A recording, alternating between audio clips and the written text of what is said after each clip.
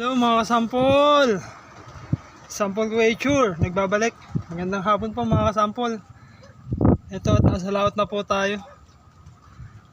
Hindi na po umuulan mula kahapon, nga lang makulimlim pa din po at malakas pa din ang hangin. Pero titignan natin yung mga alaga natin sa kabila ng makulimlim at malakas na hangin.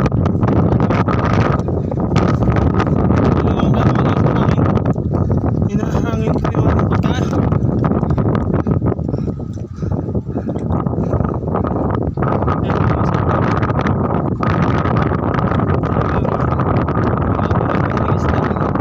Talaga lamang kung kita nyo naman, hindi natin may hagis ng maayos yung pagkain.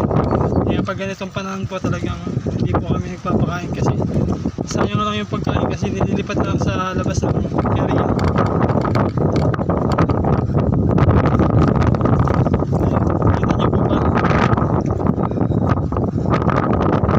Pero yung konting nakalagdag sa area sampol na yun,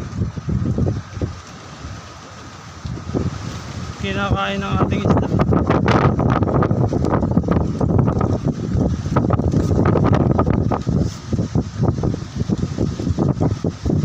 So ayan mga kasampol, hanggang dito na lang po. Sa inyo suporta sa ating